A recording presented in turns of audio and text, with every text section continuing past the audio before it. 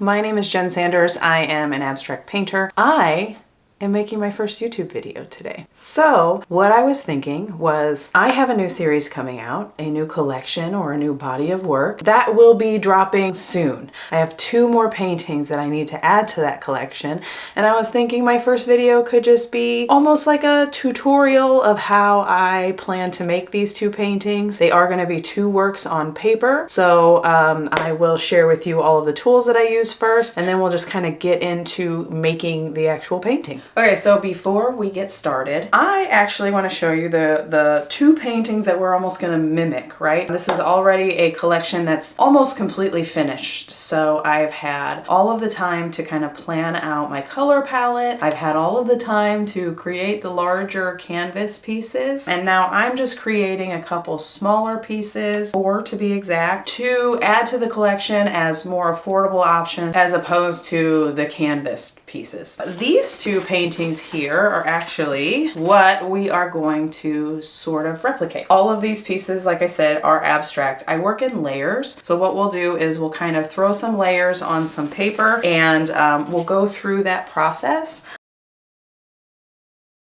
Here are the tools that I plan to use. In this envelope, I have a whole stack of handmade papers that I got on Etsy from a company called the Threeeyedspider, in case you're interested in checking them out. It was kind of a variety pack, so there are a lot of different colors in here to choose from. I will pick one of these sheets, and actually this one is perfect. And what I'll do is I'll actually like rip this in half, so I'll get 2 pieces out of it. I want to say these are 18 by 9, and we'll just kind of tear this in half after we've measured it. The other thing that you'll need is all of the paints that you plan on using. I typically keep mine in a bucket as I'm working on a series, and I keep everything organized on my desk. That way everything is kind of in this bucket and I know what colors I use, because sometimes it's hard to remember. Then anything that I've pre-mixed, I keep some of the colors in these small containers, some in squirt bottles. Any of the tools that I use as far as like paint brushes and other tools to paint with. So I have all of these brushes and palette knives that I've been using. I also tend to use a lot of oil pastels. So I have a whole collection of those. I have a couple of these trays of those. And then any of the markers that I tend to use for mark making, pencils and everything. I keep it all nearby so that as I'm working, I can just grab things and go. So that makes it easier. Of course, we have paper towels and water, this handy plastic plate that I use and reuse. In the next clip, we will kind of turn the camera down and we'll start to get started on actually making a painting or 2. I've chosen my piece of paper here. This paper is actually about a little more than 17 and a half. My last one was 18, so these will kind of vary in size, but half of 17 and a half-ish is 8 3/4. So I'm just gonna mark that and we'll see how this looks. I have more sheets if I messed this up, so I have my big metal ruler. This one I got at Michael's, I believe. And I'm just gonna kind of push up against that first, just so I can get like, and then just pull it. So what I don't particularly love about what it looks like at the very moment is in this paper, you see how like the natural shape of the paper was a little more rounded, and like this might be just a little more textured than the rest of the piece. So we're just gonna kind of like pull off some of this, and it comes off really easy. So be careful not to pull too much. And you know, like if you want to go through and trim this up even more, you certainly could, but I'm not going to. I kind of like the way that that looks. And I'll kind of do the same thing. I mean, this side's already rounded, so we won't mess with that too much. So I'll round off that corner too. So our paper's ready. I never know what side to paint on. So I just picked the side that I like better. This might be the side that the paper got flattened against a surface on. So I think I'm kind of digging this side. It's got more of a beige tone to it. So we'll go with that. And it's got a little bit of a different texture too. So that's good too. What I'll be doing next is getting my paints ready, and we'll start to like throw down a few of the first layers, and then we'll let those layers dry, but let's get that started right now. All right, so I've got several paints here. These are all pre-mixed. I can probably share in the description exact mixtures of paint, but these are just paints that I've mixed with water. Some are a little thinner. I think this one's a little thinner, so you'll see that this paper sort of absorbs it. One of the things that you can do is put like a clear gesso over the paper so it doesn't just suck up all of the paint. I'm not going to do that with this because the previous set that I made that I'm trying to match does not have gesso on it. So I want them to look the same. So if it sucked up the paint, absorbed the paint, I want it to do it on this one too. I'm gonna start with this color, and there is no rhyme or reason to this. You see that? I'm really just gonna put some paint down. Now once that dries, I'll probably put another layer of that because now it's already kind of filled in the gaps in the paper. And so I will put some extra paint over this just to kind of bring out that color a little bit more. Let's do this. This is kind of a deep teal sort of color. We'll do this one next. And again, no real thought process here. It's just putting paint. I like to try to aim for putting it in multiple places so you don't just have like one big blob on the page. So that's my goal.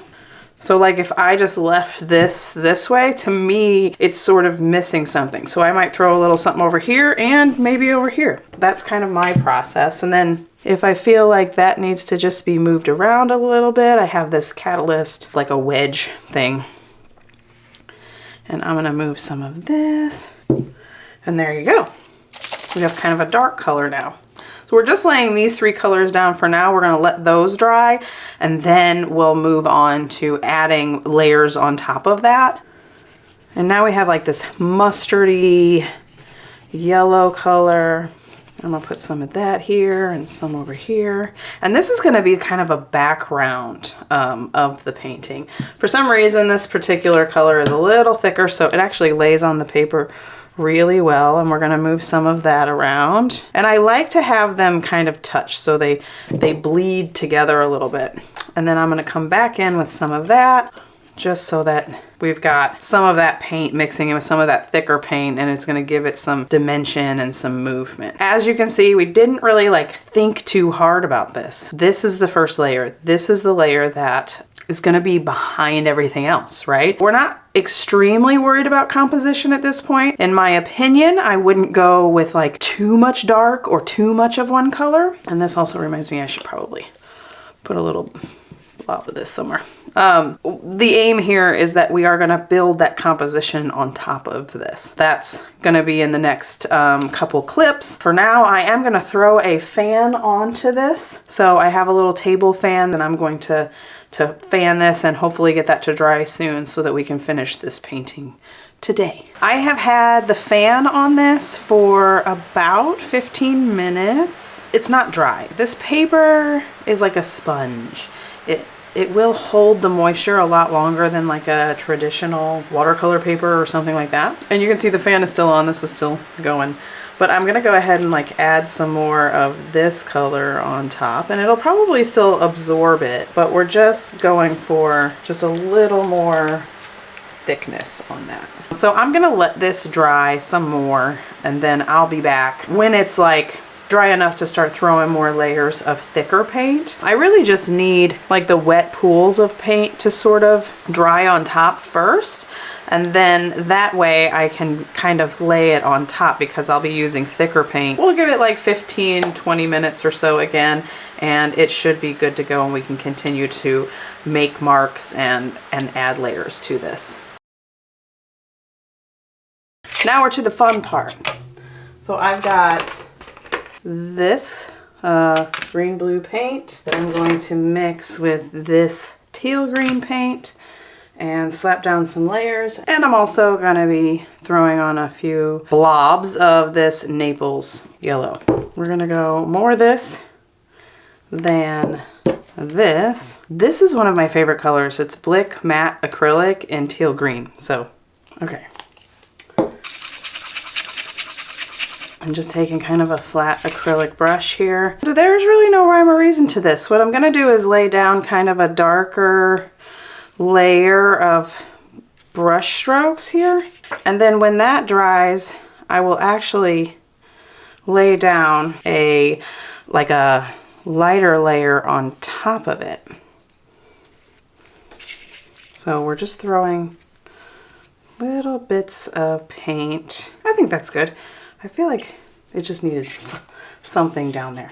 And this is kind of to the point where you're starting to look at composition. Now I do know that I will be adding a lot more marks and colors on top of this. So like at this point, I am not too concerned with the composition. I'm just starting to build, right? And so what I use, like I'll use my fingers for some of this. I'm throwing some of this Naples yellow in spots. I'm just gonna make different blobs and shapes with my fingers. And I know I've seen in a lot of other places that you typically, like, especially when you're adding marks, you kind of want to aim for like 3 different spots. I'm not going to do that because I do know I don't aim for that necessarily, because I already know that I'm going to come back in with my mark making tools, my markers, my pencils, and that kind of thing. And that will also sort of build on some of these other colors. So there'll be similar colors or different tones of, like, say this color. And so we're going to kind of make that a little bit bigger. So you don't want to go too crazy with like your first set of layers. So here we are with this. I am going to throw a fan on this again. I want these layers to dry before I start to go in with markers. I am going to go ahead and add this color just for some like darker spots, just like that. And I'm using the tip of the brush just to sort of draw in spots. And then I will take my finger, hopefully I don't get this on my clothes, and just kind of tap so it kind of splash marks. Or I might drag that up a little bit more, or I maybe don't want such defined lines, right? And then we'll just throw a little extra up there. When you're looking at a painting and you feel like it's missing something, sometimes you just have too many mid-tones in your paintings and you just have to add either like a pop of a lighter color or a pop of a darker color. And so I keep that handy for instances like that. So as you'll see, this is like a bit darker than the original teal color that I had. All right, I'm gonna throw a fan on this. I'll be back and we will finish this up whenever I'm back.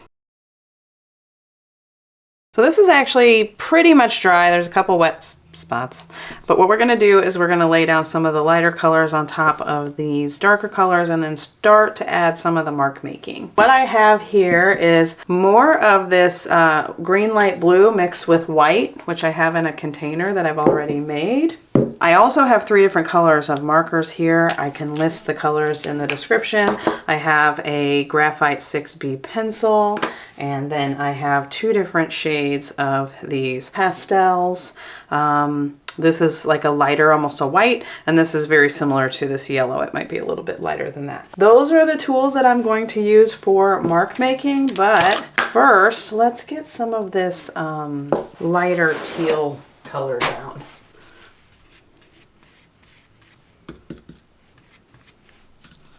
And I'm just painting kind of over,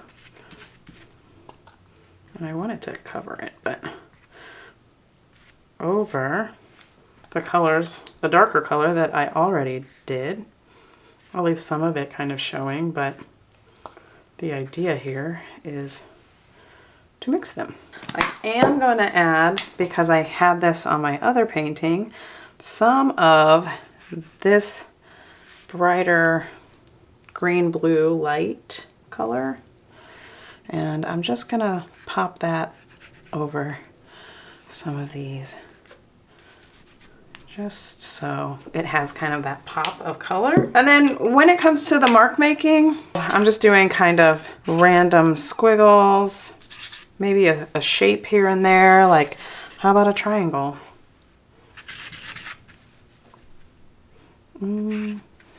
And I kind of try to group them together. And I'm just randomly throwing different colors and different marks on here. And then for this, I like to have that near one of these blobs. That's kind of the style I've been going with. And then I'll throw a couple little shapes just so there's a couple spots of that color like I kind of stated before. We have some pencil. We're just gonna lightly make some marks. And I'm almost using the side of the pencil and definitely not digging in too much. Like you might dig in a little bit more on a canvas. And then I love to add arrows. That's like my favorite little mark to make. And then X's too. And now just adding a few more. We're making this busy as heck. A few more pieces of this sort of yellow color. We are pretty much done. We have created 2 paintings that are similar to the works that are in my entire series. We layered them. You know, the idea is to kind of let the layers dry in between so that you get that depth and that layered look. This should be the finished result. You can do this on paper, any kind of watercolor paper, acrylic papers. There's lots of different papers you can play on. You can also do this on cutout scraps of canvas. I do that a lot, where I take pieces of raw canvas, or if you even just have pieces of gessoed canvas, that works too. If you have some framed canvases, even better. You might get a little bit of a different result, right? Because anything that is gessoed or has like a layer of a protective coat on it is not going to do a lot of this stuff where it absorbs a lot of the paint. So you just have to keep that in mind. Now the last thing that I'm going to do is just put my initials on them. I aim for like a couple inches in, you know, somewhere right around here. On my smaller pieces, I just put my initials because we don't want that to be the main focus of the painting. And this is just a micron pen, size 12, whatever that means. I just like the sort of thickness of it. So I'll go ahead and do that real quick. There you have it. 2 finished pieces of abstract art on paper. So I have a lot of things to clean up. I made a bit of a mess here, but I hope you enjoyed creating a couple paintings with me today. These 2 pieces, again, will be added to one of my collections as a part of an entire series. If you're interested in that process, I will be sharing some more videos about launching a new series and all the steps that I take to do so. If you like today's video, please like and share and comment and follow along. You can subscribe to my channel and I will be posting more videos like this, but also more videos that are in line with processes and behind the scenes kind of work. Stay tuned for that kind of thing. Again, thank you. This is my very first video, so I'm excited to create this and that you have come to watch it. So thanks again.